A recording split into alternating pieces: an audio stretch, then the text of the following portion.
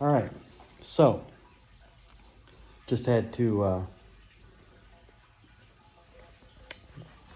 relight the stogie with the propane torch, or benzomatic propane torch.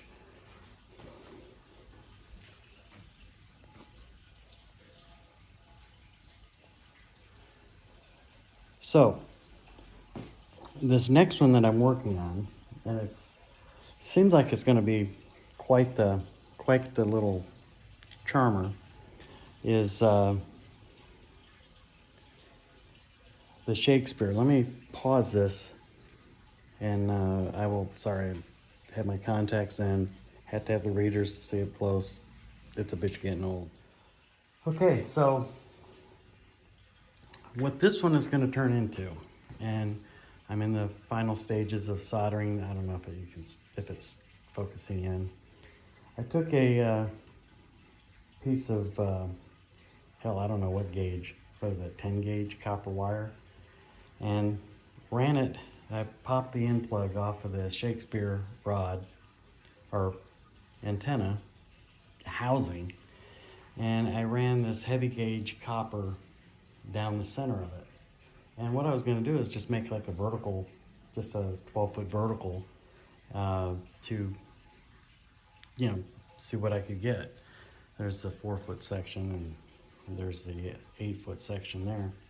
And then I started thinking about it. I said, you know what? I'm going to turn this into a capacity. What do they call that? Inductive fed or whatever antenna with a capacity hat on this end of the antenna, and somewhere down here the coil, and then it would go down. I might even hide the coil up inside this fat part of the shaft there, and the only thing that would be the limiter is some sort of a connector from the piece of copper wire that you can't see right now because I pulled it out to solder a piece of this tubing, 1/4 inch soft tubing, and into that type of wire into the end of the 1/4 inch tubing. Soldered it in because that is the fitting for the capacitance cap. That's got to screw on to that piece of tubing, which is actually right here. So I stuffed some more wire down in there to complete to make sure that it's completely grounded, and about 10 feet of solder, because I've just got this real lightweight solder. And without a doubt, this thing has got a good connection. Probably solder that end of it there.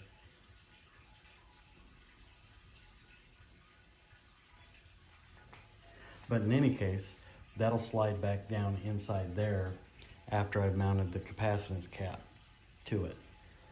And at some point along this route, we'll have the coil, and it'll be just G-Bob bitchin'. What they say that it needs to be like halfway in between. I don't know about that. I'm thinking that having a coil, which will be probably that material right there wrapped around like a small piece of PVC, something like that, and up inside there, and then have it come out this side port here, poke it up there,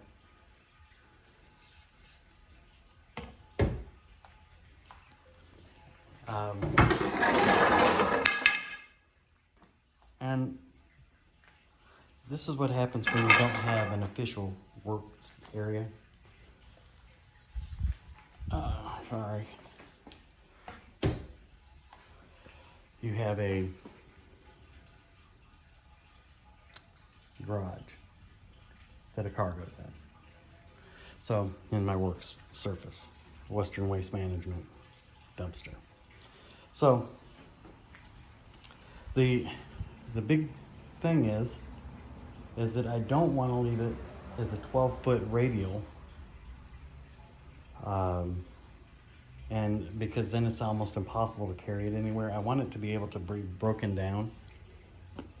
I'm wondering about taking that in and soldering it to that fitting there, and then having, or even have a, like a crimp on, solder on O connections on the end, and screw it to that fitting, so that when these two pieces are put together, do the same thing up here. Maybe drill a pilot hole on the side of the shaft there to come out, and screw it into the brass fitting here, so that when the two ends together, it completes the circuit and connects the end of the antenna with the capacitance hat with the heavy wire down the center to this end that's got the capacitance or the coil in it, and then come out and into like a through wall fitting, and have the part of it go to ground. So not for sure how I want to do that, but I did want to show you what it looked like with the capacitance cap, and that is what this is going to be. Be right back. Okay, there's my coil, and everything would be hunky-dory and full steam ahead. However, I have to slip another pipe in there, piece of PVC or whatever, and start shrinking that coil down, tightening it up, because come to find out, that's just too small a diameter to feed that in. Not very much, but close only counts on horseshoes and hand grenades. Excuse me. So one of the other things I realized when I purchased some of this stuff was that the reason I bought this particular plastic mount here is that it had the through feed for the wire right there, for the coax, actually, for a boat. So instead of drilling a hole down on the bottom or popping that little valve out, or the cap, I'm just simply gonna run it straight through that long piece right there. And that piece right there will be fed up in there.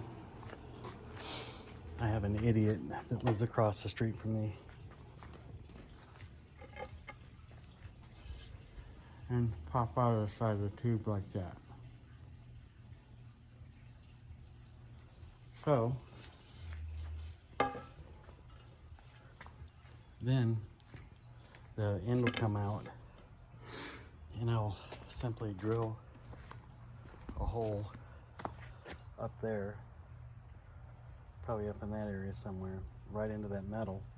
So this piece right here will, when it feeds in there, will be grounded with this piece of metal right there in between the two pieces of wire. Now I imagine that I could probably just screw it right to it right there, and do the same thing here. And you know what, I may just do that. I may pop it out there and just screw it, ground it to that side, ground this one to that side, or connect it, make a complete circuit there, whatever you'd call it, so that when these two pieces are screwed together, that they're complete, that they complete right there. That's probably which way I'm going to do it, because the idea is to be able to screw these things together and be able to at some point receive or transmit. But that's going to be, oh, and I also, these are the ground planes.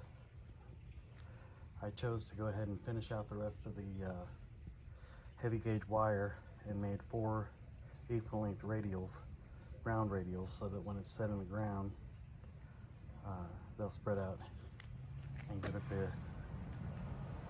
the ground, earth ground. So that's that. More to come. Okay. It's in there. The coil is all inside there.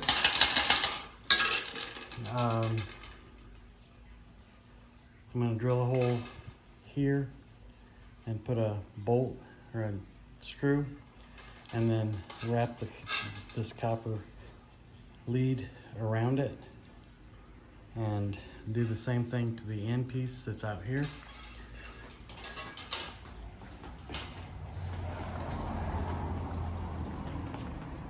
I took the Moonraker 3000 down. Got to do some serious reconfiguring on that. There as it is, it's taken down. Do the same thing there. The ground radials, I think what I'll do is I'll store them inside of that. Just put a piece of tape around the end of it to keep them from falling out. And I think they're like 6-foot radials, something like that, ground radials. Put them up inside there because there ain't nothing going inside here with that coil. That was a 3-star pain in the... trying to get that all tightened up on there. So let me get back at it. It spun back out of my hands and broke my cigarette in half, son of a bitch. So let me see if I can get these to, if I've got a drill bit sharp enough to actually drop holes in this thing here. And then do I have even a temporary screw or whatever to go in there just to get that tied off. And we will proceed from there. Back again. Hold on a second. Got a handful of drill gun and tools.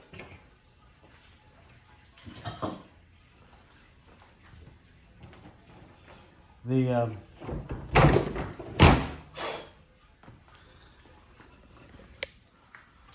mount, while far from perfect, will work for right now. It is a solid connection, is tested from that wire there to here to the threads, and from the threads there up to the capacitance cap. So what I've done is I put the radials for the capacitance cap. Let's screw it up there. They're in a little baggie, duct tape to the side. So when I want to put this thing together and use it, I'll just have to take them out of the baggie, screw them in, screw this thing together. Either alligator clip or make some sort of a bulkhead connector, something like that. And outside here, let me walk out there and get them while I've got you. Outside here, we have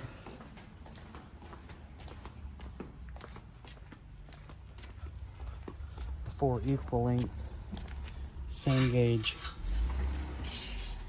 ground radials that were used to make the element itself, the radiating element, and the coil inside the base. So what I'm going to do is I will feed these ground elements or ground radials into the base of that and put tape over it. So it's a complete unit. Just grab that, and it's a complete antenna setup. Just has to be grounded. So let me stop here and I'll pick you back up. The points on the other end were kind of curved from being bent, and you can see that's some heavy, that's like 10 gauge wire, I think. But the interior diameter of the fiberglass tube started collapsing in diameter, so I wasn't able to slide them all up in there. So instead of adding more duct tape and more sticky and more goo, I just stuffed them in there as far as I could go, left enough outside to effectively be a handle so I could grab them back out, and I'll probably put a piece of Velcro or something like that around there. I just have to remind myself to not let it touch the inside of something like a car or something like that. It'll be tearing the piss out of the upholstery or the paint or whatever. So that right there, pending further testing and evaluation, is a complete antenna. This project is done. I may put a stake on or a crimp on and put it in there and solder it. I don't know. It seems to be a functional connection right now, and I may just leave it the way it is. I mean, from the factory, this is how they connected them. Right there, they just screwed them in, and that was the connection. So anyhow, I'm going to call that one a victory. Thanks for watching. I do appreciate it. If the capacitance hat, and I believe that's an inductive coil, or I'm not real sure. I do know that the coax will come up to it, and probably go into a bulkhead mount, and the one-sided bulkhead mount, that'll go into the center feed of it, and then the shielding for the coax will go onto one of the 4 bolt holes, not on that, but on the bulkhead mount, and then these will also mount to that bulkhead mount and be splayed out on the ground underneath it. So I look forward to testing this. Looks like it's going to be a pretty cool. And again, this isn't to go talking to Europe or Mars or anything. This is to listen with an SDR antenna or an SDR software and dongle. So I think it'll be quite effective. And there's probably absolutely no need for a capacitance hat, but at some point I may need to go ahead and pull some of that cable out and shorten it, or do whatever to tune it. Maybe add a balun or anon to it. I'm not real sure. See where it tunes up to at that point. But until then, it's a pretty cool little project to get a lot better reception. Thanks for watching. Do me a favor, give me a thumbs up, and if you think about it, sorry about that, possibly subscribe for this and other, I don't know what I'm doing, how-tos, ham radio. Ugh.